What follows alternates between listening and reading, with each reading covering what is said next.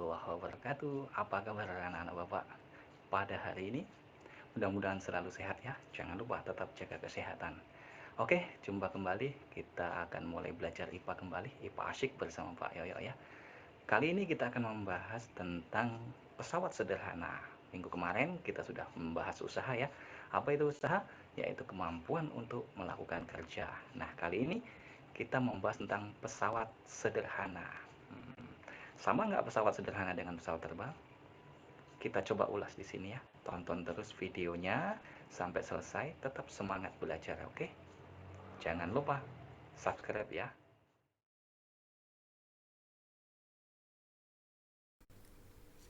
Baiklah anak-anak, sekarang kita mulai belajar tentang pesawat sederhana. Apa sih pesawat sederhana itu? Pesawat sederhana adalah alat-alat yang digunakan untuk mempermudah kerja atau usaha kita ya. Jadi ini pesawat sederhana nanti. Apa saja yang dipelajari dalam pesawat sederhana kali ini? Yang pertama ada namanya tuas nanti ya. Kemudian bidang miring seperti ini kita biasanya melihatnya. Ini apa anak-anak? Ini tidak asing lagi untuk kita ya. Iya, ini adalah katrol ya. Kalau kita menimba atau mengerek katrol. Baik ya. Langsung saja kita bahas tentang materi yang pertama yaitu ada tuas. Jadi ingat ya, pesawat sederhana adalah alat-alat yang digunakan untuk mempermudah kerja kita ya. Jadi alat-alatnya sederhana. Nah, tuas sering disebut juga dengan pengungkit. Ya, bentuknya seperti ini ya. Biasanya kalau ada batu atau kita menggunakan linggis daripada kita mengangkat, ini kan sangat berat. Kita bisa menggunakan tuas untuk mendongkel atau mengungkit batu ini. Begitu ya. Nah, ini kita bahas bagian-bagian dari tuas. Ingat nak, kunci dari belajar tuas atau pengungkit ini adalah ada di titik tumpu. Jadi titik tumpu ini bagian bawah yang menumpu ya. Kemudian ada namanya panjang tongkat ini disebut dengan lengan ya. Jadi tongkatnya ini kita sebut dengan lengan. Yang pertama ada titik kuasa di sini ya, titik kuasa atau disebut dengan F gaya kuasa. Kemudian ada lengan kuasa ya. Lengan kuasa, ingat patokannya dari titik tumpu. Panjang tongkat dari titik tumpu sampai ke kuasa disebut dengan lengan kuasa atau LF. Nah, di sini ada namanya titik beban. Ya, disimbolkan dengan W atau berat beban ya. Kemudian ada lengan beban, yaitu dari beban sampai ke tumpu saja sini.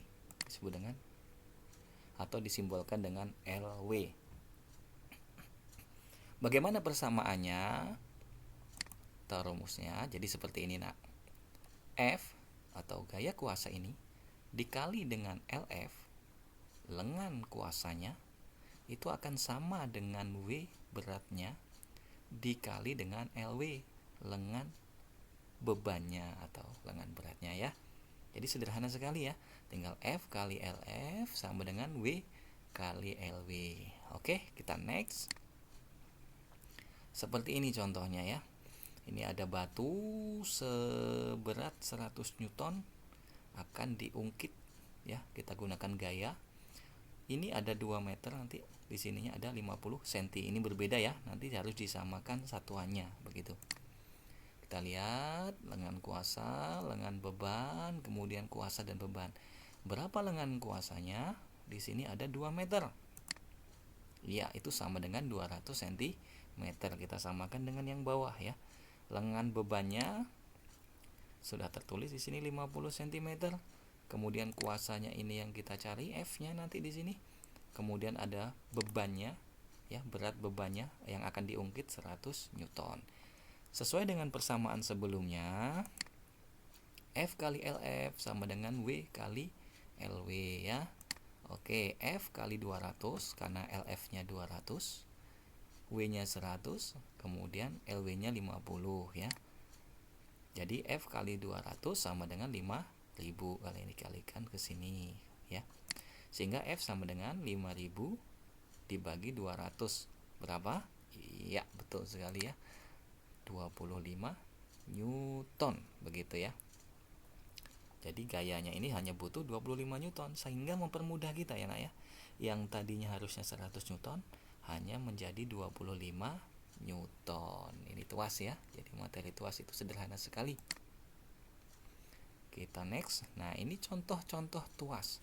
Jadi tuas itu ada 3 jenis. Ada jenis pertama ini ya. Titik tumpu berada di antara titik kuasa dan titik beban. Artinya titik tumpu itu ada di tengah-tengah. Ada di titik kuasa di sini, di antara titik beban. Jadi kuasanya di sini, bebannya di sini, jadi tumpunya itu ada di tengah. Kalau tumpuannya ini di tengah, ini pasti tuas jenis pertama. Apa contohnya? Nah, ini contoh dalam kehidupan ya. Kita sering menggunakan tang. Tang ini tumpunya ada di tengah nih. Bebannya ada di ujung, kuasanya ada di ujung. Kemudian kita juga sering menggunakan gunting. Ini sama. Ini adalah tuas jenis pertama, begitu ya nak ya. Nah, kemudian tuas jenis kedua, kalau bebannya sekarang yang berada di tengah-tengah, ya. Tadi kan tumpu yang di tengah, sekarang beban yang di tengah. Tumpunya di ujung, kuasanya di ujung, begitu ya. Ini tuas jenis kedua. Sering kita lihat ya, kalau kita melihat orang sedang membangun rumah, kita mengangkut bebannya dengan tuas jenis kedua. Oke ya.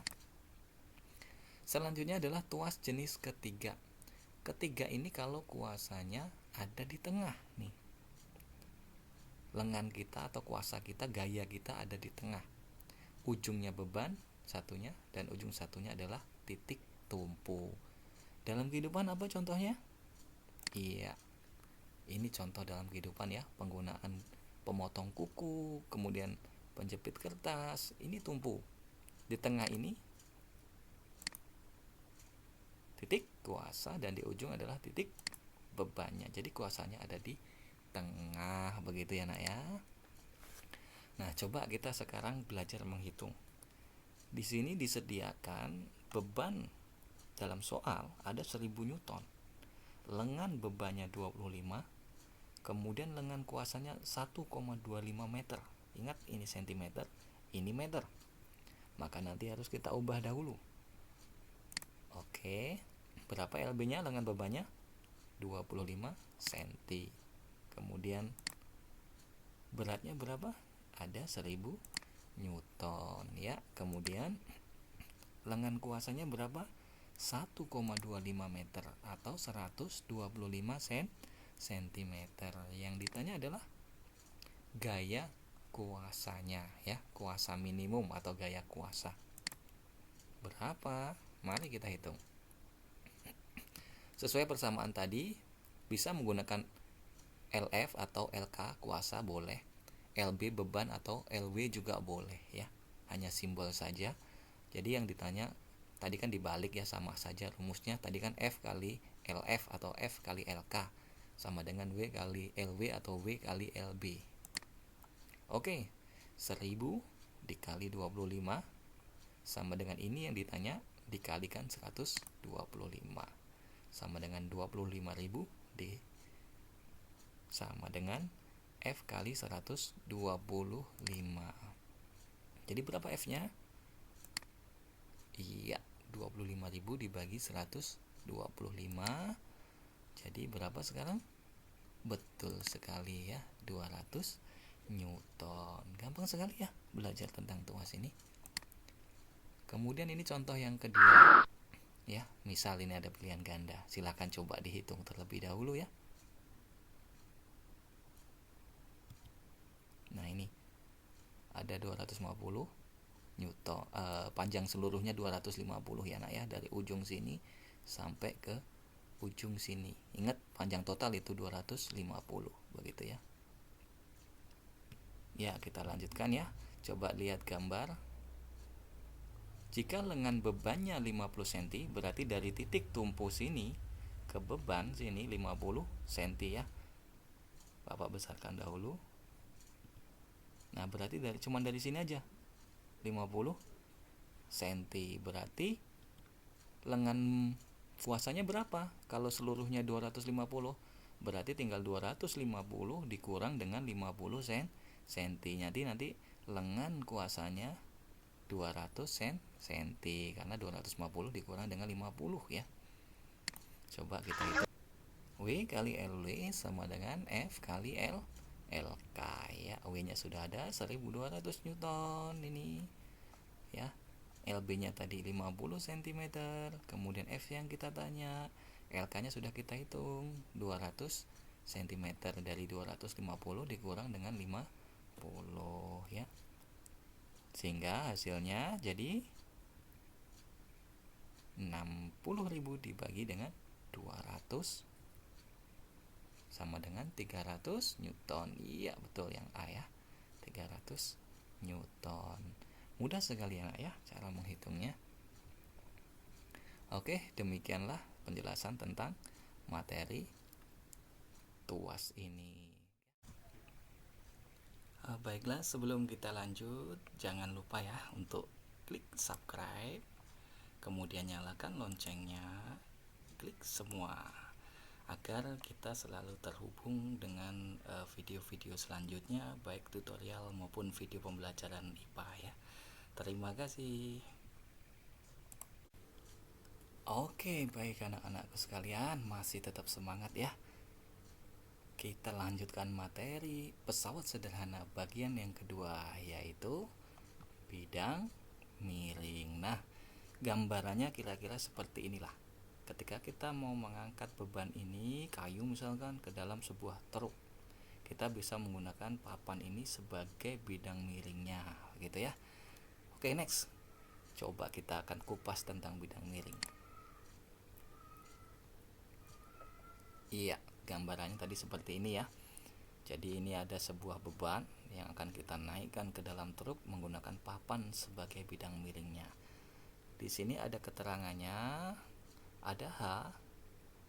H itu adalah tinggi dari bidang miring itu sendiri ya. Tingginya ini yang kita gunakan. Kemudian S adalah panjang dari papan atau bidang miring yang kita gunakan. Kemudian F itu gaya, tadi sama dengan di tuas ya. W itu berat beban, sama juga dengan di tuas. Bagaimana persamaan dari bidang miring ini? Ini tidak jauh berbeda dengan tuas ya. Nanti Bapak kupas. Ya, kalau di tuas kemarin kita menggunakan lengan beban dan lengan kuasa. Nah, di bidang miring kita menggunakan panjang bidang miring dan tinggi dari bidang miring, sehingga persamaannya F dikali dengan S akan sama dengan W beratnya dikali dengan tingginya. Begitu ya nak ya. Sehingga kalau kita ingin mencari misalkan nilai F, nah ini itu bisa dicari, boleh dicari dengan H per S, tinggi dibagi panjangnya dikali dengan berat dari bebannya itu sendiri. Oke, begitu ya nak ya. Kita next. Nah, baik di tuas maupun di bidang miring itu ada namanya keuntungan mekanis ya. Karena kita mendapatkan keuntungan dari penggunaan alat yang sederhana ini, sehingga lebih memudahkan kita bekerja. Keuntungan bidang miring yaitu panjang bidang miringnya nih dibagi dengan tingginya. Oke, nanti Bapak rangkumkan di terakhir ya, keuntungan mulai dari tuas sampai nanti terakhir kita katrol, begitu ya. Kita next terlebih dahulu. Nih kita akan mengerjakan contoh soal tentang bidang miring. Misalkan seperti ini nak soalnya ya. Nih kita lihat sama-sama. Sebuah balok W ya, beratnya W seberat 300 Newton. Jadi ini balok ini 300 Newton akan dinaikkan ke dalam truk yang mempunyai tinggi baknya ini ya, tinggi sininya sebesar 1,5 meter melalui bidang miring S ini sepanjang 5 meter. Berapakah gaya yang digunakan untuk mendorong atau gaya kuasa minimal supaya ini bisa nanti terdorong sampai ke dalam truk ini? Oke ya. Coba kita hitung. Iya, kita langsung saja menggunakan persamaan ini. F ya, gaya yang diperlukan, tinggi dibagi dengan panjang dikali dengan beratnya. Sehingga F sama dengan 1,5 meter ya. Tingginya 1,5 dibagi panjangnya 5 meter dikali dengan 300 Newton beratnya. Berapa, anak? Iya, hasilnya adalah 1,5 dikali dengan 60. Dan mana dapatnya 60? Ini boleh disederhanakan. 300 dibagi dengan 5 ya, jadi 60. Sehingga hasilnya gaya yang diperlukan cuman 90 Newton. Ini kan mempermudah kita. Kalau kita tidak menggunakan bidang miring, maka kita perlu gaya sebesar 300 Newton sesuai dengan berat bebannya. Kita gunakan bidang miring hanya memerlukan 90 Newton. Begitu ya, jadi lebih ringan. Nah, ini contoh yang kedua. Ada berat beban 50 Newton, panjang bidang miringnya 5 meter. Nah, ini yang perlu kita hitung dulu ya. Tingginya ini belum diketahui anak-anak. Ini baru menggunakan panjang bidang datarnya ya, 3 meter.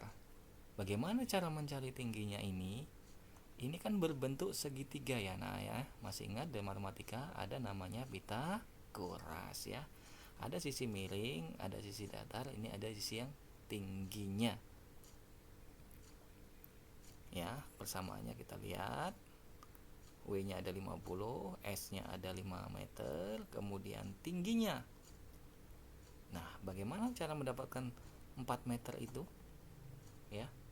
Ini dalam Pitagoras, tinggi ini ya sama dengan akar 5 kuadrat 25 ya, dikurang dengan akar 3 kuadrat 9. Jadi 25 dikurang 9 itu sama dengan 16. 16 kalau diakarkan dapatnya adalah 4 meter. Begitu ya. Oke, kita lanjutkan saja. Sehingga F-nya kita tinggal hitung. H dibagi S, H-nya sudah kita dapatkan 4 meter, S-nya nanti 5 dan W-nya 50. Nah, seperti ini ya, sehingga 50 dibagi 5 nanti akan sama dengan 10. Jadi 4 dikali 50 dibagi 5. 4 kali 10 sama dengan 40 Newton ya. Kalau tadi beratnya 50, dengan adanya bidang miring hanya menjadi 40 Newton. Begitu nak ya. Oke, next. Nah, inilah alat-alat yang bekerja berdasarkan bidang miring. Lihat sisi kampak ini akan berbentuk tipis. Nah, ini bidang miring ya nak ya. Sisi pahat juga sama, paku juga sama, ini berbentuk bidang miring, semakin lancip, semakin runcing. Ya, kemudian ada baut dan ada pisau yang sering kita gunakan sehari-hari. Coba lihat di pisau, diamati di rumah ya. Pasti bagian yang tajam ini semakin tipis, semakin ke atas semakin tebal. Nah, inilah prinsip penggunaan dari bidang miring ya. Selain tadi yang kita gunakan dalam mencontoh untuk mengangkat beban ke dalam sebuah truk gitu ya. Nah, ini tangga juga kan bidang miring nih ya, menaiki tangga sisi miringnya, ini juga bidang miring ya. Begitu ya anak-anak ya. Oke, jalan ditanjakan kenapa tidak dibuat lurus, harus berkelok? Karena memanfaatkan perhitungan daripada bidang miring agar lebih gaya yang dibutuhkan untuk naik ke atas itu lebih sedikit. Begitu ya. Nah, ini contoh, sebuah contoh kembali ya anak-anak, bisa dilihat ketika kita membawa beban seberat 500 Newton, ini gabungan ya, bidang miring dengan katrol begitu ya. Sebuah benda seberat 500 Newton akan dinaikkan ke bak truk seperti gambar.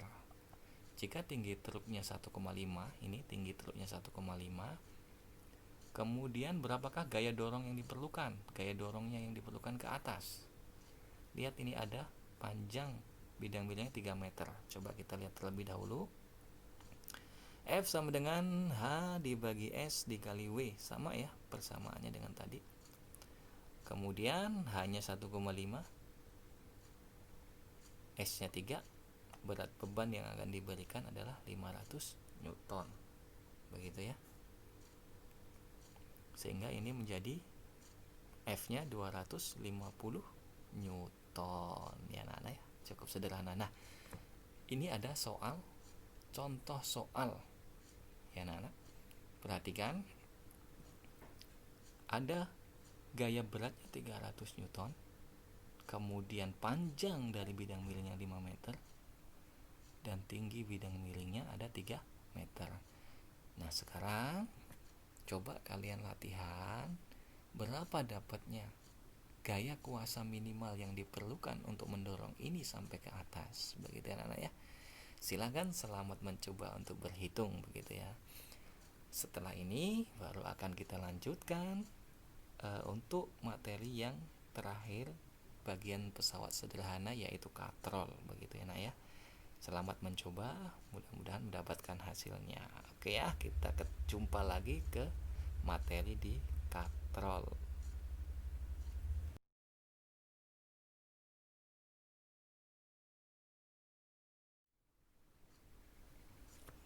Kita lanjutkan anak-anak ya. Materi kali ini yang terakhir di bagian pesawat sederhana ada katrol ya. Nah, inilah bentuk dari katrol, kita tidak asing lagi ya. Oke, lanjut saja. Nah, katrol itu dibagi menjadi 3 nanti ya. Ada katrol tetap, katrol bergerak atau bebas, dan katrol majemuk atau gabungan nanti ya. Nah, seperti inilah katrol yang tetap pertama kita ya. Jadi katrolnya yang tetap nak, tidak bergerak, nanti bebannya atau tali di beban ini yang bergerak begitu ya. Nah, seperti ini katrol tetap. Bagaimana sih prinsip kerjanya dari katrol tetap? Coba lihat. Ini ada misalkan nih contoh, kita mau menimba air ya. Beratnya di bawah. Air yang kita timba itu adalah menjadi berat dari beban yang akan kita pindahkan nantinya ya. Gitu ya. Jadi prinsip kerjanya pada katrol tetap itu adalah mengubah arah gaya saja ya. Jadi yang tadinya dia berat bebannya ke bawah, kita tarik ya. Jadi ini yang bergerak, nanti bebannya naik ke atas begitu ya. Iya. Karena hanya mengubah arah gaya, jadi pada katrol tetap ini nanti gaya kuasa yang kita butuhkan ini akan sama dengan gaya bebannya. Begitu ya. Kalau kita menimba air seberat 500 Newton, maka kita pun perlu gaya nanti sebesar 500 Newton juga. Jadi kalau ada katrol tetap ini sama nak ya. Kuasa atau gaya kuasa akan sama dengan gaya bebannya gitu. Jadi sama. Karena sama, berapa keuntungan mekanis dari katrol? Keuntungannya adalah 1 ya. Jadi karena sama gaya yang kita butuhkan dengan berat bebannya, maka keuntungannya cuma 1. Begitu ya. Nah, ini contoh soal. Misal kita menimba air dengan berat bebannya 500 Newton. Berapa gaya F? Ini jenis katrolnya ada katrol tetap. Ya, jadi alatnya adalah katrol tetap. Sehingga keuntungan mekanisnya hanya 1.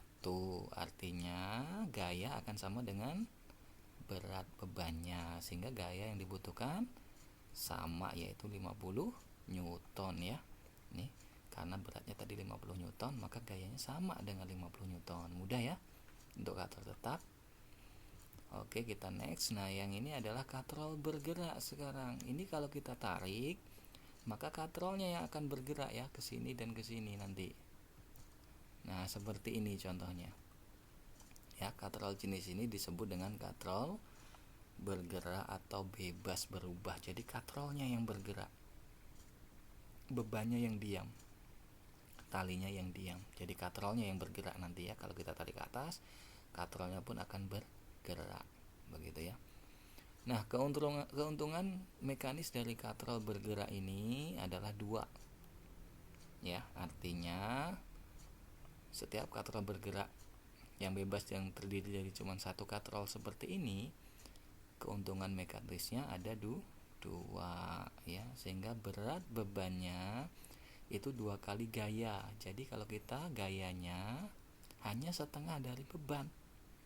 Nah, ini lebih ringan lagi menggunakan katrol bergerak ya.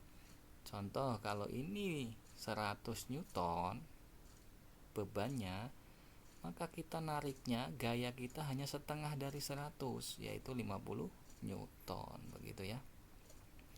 Contoh seperti ini. A ini adalah titik dari kuasa karena F-nya di sini ya. Kemudian B adalah titik tumpunya. Kenapa titik tumpu? Karena talinya di sini nih. Jadi tumpuannya itu tali. Tali yang di sini jadi tumpu, tali yang di sini jadi kuasa, begitu ya. T ini tumpu dari bebannya ya. Tumpuan dari bebannya sendiri, begitu ya. Karena bebannya di sini nih. T-nya kan di sini beban nih.